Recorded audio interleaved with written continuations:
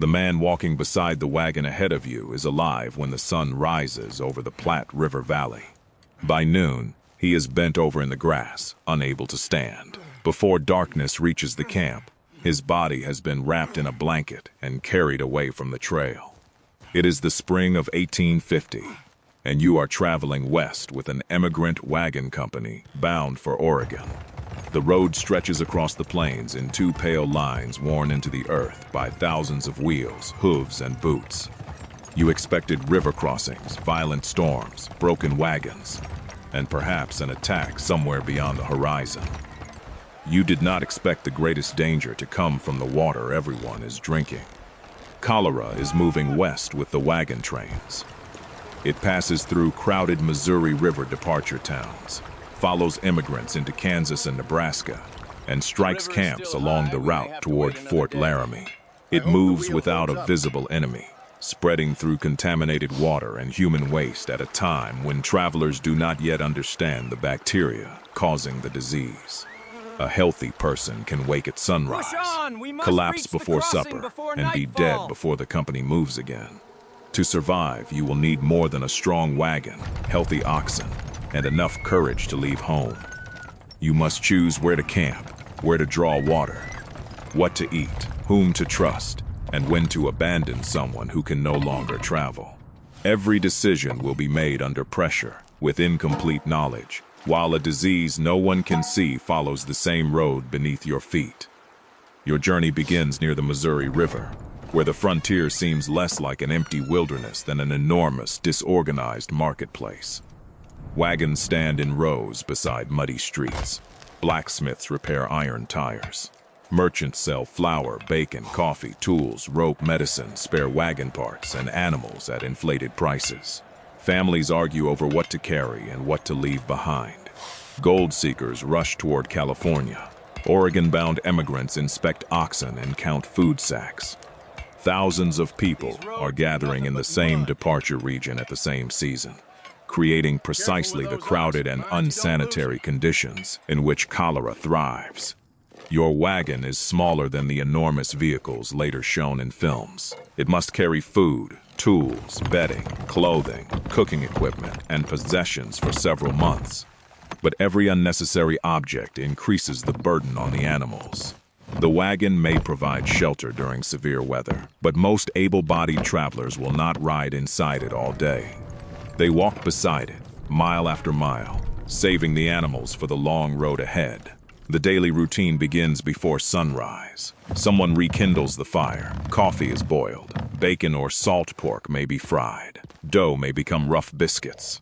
The animals must be found, harnessed, and inspected. A loose shoe, an injured hoof, or a tired ox can delay the entire company. Once the wagons begin moving, the pace is slow. An ox team may cover only a few miles before the heat builds. Dust rises from every wagon ahead of you. It settles on your skin, clothing, food, blankets, and water containers. The landscape appears open and clean, but the trail itself is a moving corridor of waste. Animals leave manure along the route. Travelers dig shallow privies, or no privies at all.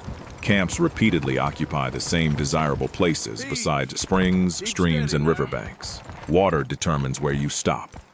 It also determines whether you live. The broad Platte River Valley provides relatively level terrain, grass for livestock, and an obvious route west. Travelers often describe the road as easy compared with the mountains that lie ahead. Yet many also complain about dirty water, biting insects, quicksand, and the almost complete absence of trees. The Platte can look deceptively inviting. It is broad, shallow, muddy, and constantly shifting across sandbars. The water may contain sediment, animal waste, and contamination from camps farther upstream. A clear spring may appear safer, but clarity does not guarantee cleanliness. One sick traveler can contaminate a water source used by dozens of families behind him. You do not understand germs. Few people do. Some believe cholera comes from poisonous air, bad smells, fear, weather, excessive fruit, cold water, or divine punishment. Others notice that disease seems to follow certain camps and water sources, but the connection is incomplete. The safest action would often be to boil drinking water and keep human waste far from camp. In practice, fuel may be scarce, especially in the treeless Platte Valley. Buffalo chips, dried animal dung, may be collected for cooking fires. Boiling enough water for an entire family and its daily needs consumes time and fuel the company does not believe it can spare. The wagons must keep moving. Delay carries its own danger. The journey must cross the mountains before winter closes the passes. Every lost day in spring may become a frozen night months later. So you fill a barrel from the river. You allow the mud to settle. Then you drink. For several hours, nothing happens. Cholera does not always announce itself immediately. When symptoms begin, they can seem almost ordinary. Discomfort, weakness, nausea. Then the illness accelerates. Vomiting and severe diarrhea drain fluid from the body. A person who appeared healthy can become pale, cold, cramped, and desperately thirsty. The more water the victim loses, the more urgently the body demands it. The cruelest part is that travelers may continue giving contaminated water to the sick because they have no better source. The wagon company has no hospital. It may have a person who claims medical experience, a family medicine guide, bottles of patent remedies, opium, calomel, laudanum, brandy, camphor, mustard, or other treatments of uncertain value. Some remedies may reduce pain. Others may worsen dehydration or poison the patient. The most effective treatment would be replacing lost fluids and salts, but the travelers do not possess modern oral rehydration knowledge, intravenous equipment, antibiotics, or laboratory testing. Survival may depend on the victim's condition, the severity of the infection, the cleanliness of available water, and luck. When the first person in your company becomes seriously ill, the wagons stop. That decision creates immediate tension. Every hour spent beside the sick person is an hour lost on the road. Yet leaving a family behind may amount to abandoning them to death. Some companies divide responsibilities. Several adults care for the patient while others manage animals and prepare food. Some wagons move ahead and wait. In other cases, fear breaks the community apart. The sick traveler lies beneath the wagon in the only shade available. His muscles cramp. His family offers water. The company's self-appointed doctor opens a box of medicines and chooses a bottle because doing something feels better than doing nothing. By evening, another traveler is ill. Now everyone remembers where the company collected water that morning. The barrel still contains several gallons. No one wants to drink it. There may be no alternative until the next stream. Disease was the leading killer on the overland trails, far exceeding the danger from the attacks that later dominated popular legend. Historians estimate that a significant share of emigrants became seriously ill, and perhaps 6 to 10% of trail travelers died from some form of sickness. Accidents remained another major threat, including wagon injuries, drowning, firearms mishaps, and livestock accidents. But disease was the most persistent enemy. The trail is marked by graves. Some are carefully dug and marked with stones or wood. Others are shallow because the company is exhausted, the ground is hard, or time is running out. Families sometimes try to conceal graves beneath the road, so animals or scavengers will not disturb them. Wagon wheels pass over the earth, erasing the place where someone has been left behind. The company must decide what to do with the dead person's possessions. Tools are useful. Food cannot be wasted. Clothing may be needed, but fear of contamination makes people hesitate. The empty space in the wagon becomes visible immediately. There is no long funeral. The animals are harnessed. The wagons begin moving. The family of the dead traveler walks beside the same vehicle, but the entire rhythm of the journey has changed. Every cough now attracts attention. Every request for water produces fear. People stop sharing cups. Some families move their wagons farther apart at night.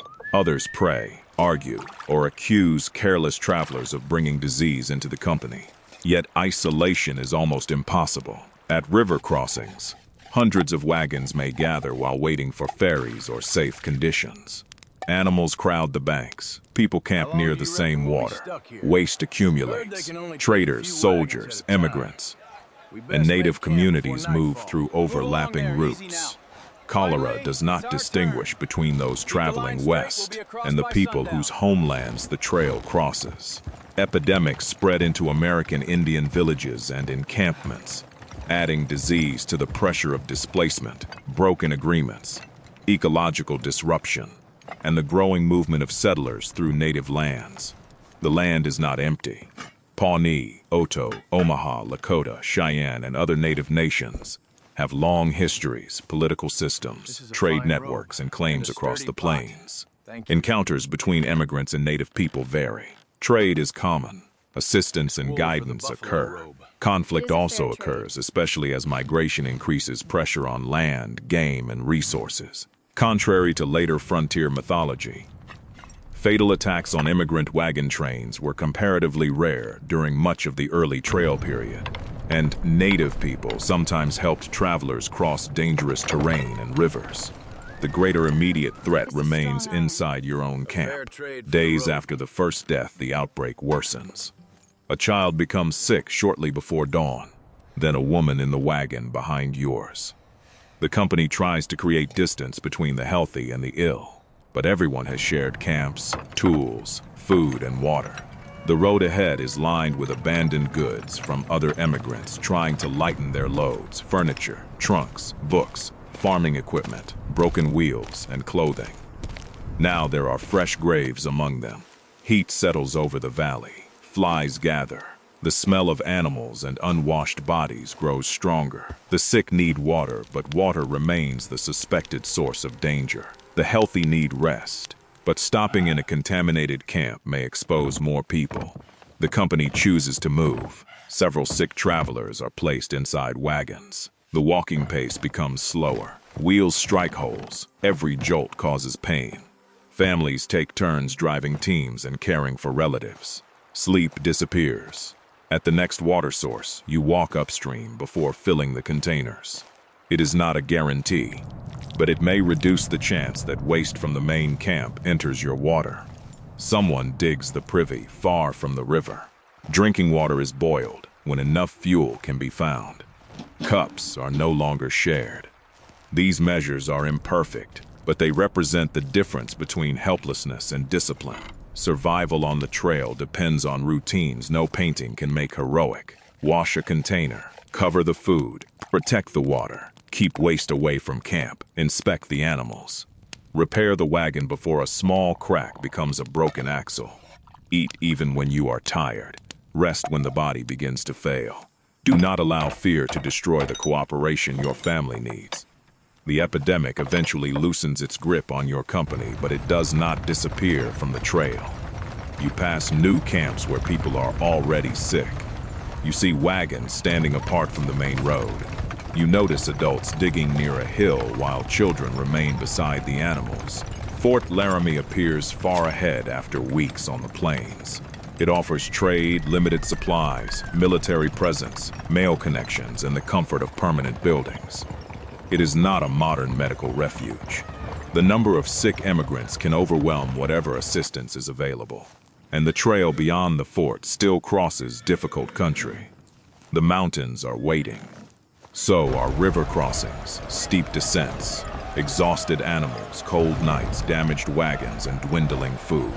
Cholera has not been the entire journey. It has only revealed how fragile the journey always was. Could an ordinary person from the modern world survive the Oregon Trail in 1850? Physical fitness would help, but strength alone would not be enough. You would need patience, practical skills, and the willingness to perform hard labor every day. You would need to walk for months, manage animals, repair equipment, ration food, read weather, judge water, and remain useful when afraid. Modern knowledge would offer an advantage. You would understand that clean water, sanitation, hand washing, and rehydration matter. But knowledge without supplies has limits. You cannot purify an entire river. You cannot create medicine from nothing. You cannot prevent every desperate traveler from using the same crowded campsite. Your greatest protection would be behavior. You would select water carefully, boil it whenever possible, place waste far from camp, avoid shared utensils, replace lost fluids, and isolate the sick without abandoning them.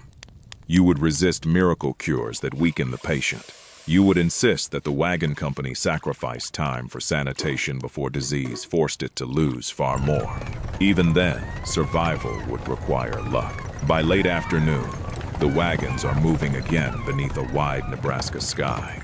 The grave from the opening lies miles behind you, one small interruption in a road crowded with ambition and loss.